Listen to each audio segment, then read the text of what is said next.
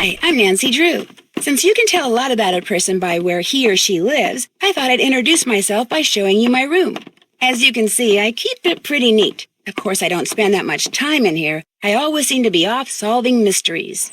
Anyway, here's my center of operations, my desk. Go ahead and poke around. If you want to know the particulars of how I do what I do, take a look at the book titled How to Be a Detective. It's real helpful, especially if you're new to the mystery-solving business. And be sure to check out my scrapbook. I put memorabilia from all my past cases in there. A lot of them were pretty dangerous, and at times really scary. But don't say anything about that to my dad, okay? He worries about me enough as it is. And whatever you do, read what's in the file called Case File. That will tell you all about the mystery I'm about to try to solve. If you think you're ready to dive into that mystery, just click on the plane ticket and you'll be on your way.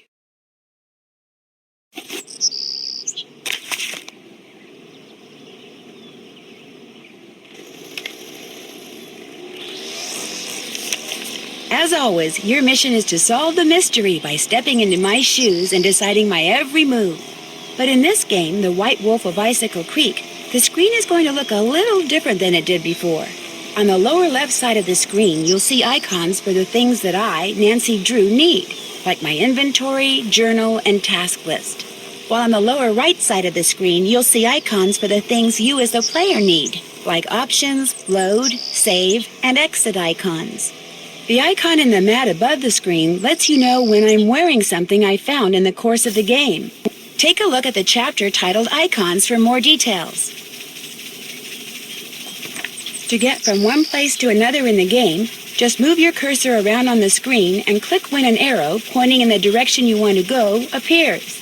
An arrow pointing forward allows you to go forward, while a back arrow allows you to step back. Sometimes up and down arrows are available too. Give it a try. Find the forward arrow and check out Mr. Woogle Woggle. He's my teddy bear. When you want to turn around, move your cursor to the bottom of the screen until it turns into an arrow that looks like a U-turn or back arrow and click. To see what's in your inventory, just click on the inventory icon at the bottom of the screen, the icon that looks like a satchel. To use an item that's in your inventory, just click on it. In fact, try clicking on the key. See how the cursor turned into the item you clicked on? Use the key to click on the lock on my suitcase, and you'll see how good I've gotten at packing. To return an object to your inventory, just click on the inventory icon. Then click on the Open Inventory box, and the object will go back into storage. You can close your inventory by clicking on the square in the upper right-hand corner, by clicking on the inventory icon, or by clicking on another icon.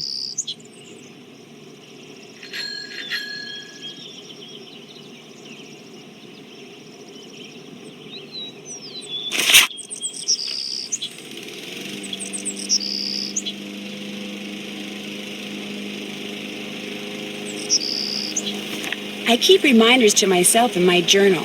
Click on the notebook icon at the bottom left of the screen and you'll see what I mean. I try to keep my notes tidy by putting them into categories. Just click on a category and you'll see all the entries on that topic I've made up to that point in the game. Click on the clipboard icon, and if you're a junior detective, you'll see a list of what I need to do. Organized person that I am, once I've done something, I check it off.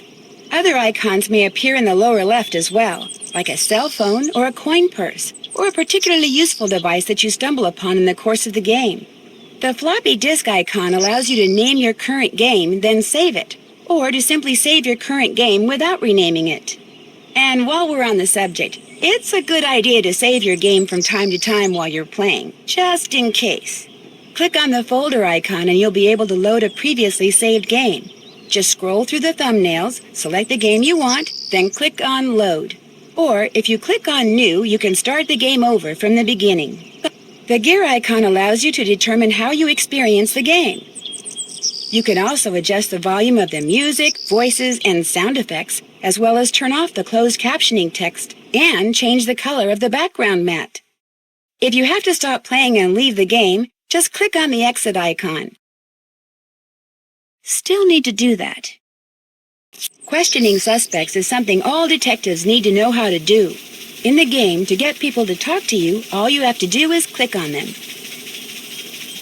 Let's say I've clicked on Mr. Woogle Woggle here. Our conversation will appear in the text box, with his words in yellow and my responses in blue. Click on a response and see what your suspect says next. If there are a lot of words in the text box, use the scroll bar to move the text up and down so you can read along. Excuse me, giant human person, but you seem to be pretty nosy, especially for someone who hardly even has a nose. I mean, compared to mine. And you seem to be pretty gabby, especially for someone who doesn't even have a mouth. In this game, you'll be able to control the passage of time by using the clock in your room. If you want it to be the next day, or if you prefer to do your snooping at night, just rotate the little alarm hand to whatever time you want it to be. Then set it by clicking on the button on top of the clock. Simple. Before you can start playing, you need to decide whether to play as a junior or senior detective. If you choose junior detective, you'll get more hints than you will if you're a senior detective, and the puzzles will be a little easier. When you're ready to start playing, just click on the plane tickets and hang on to your hat.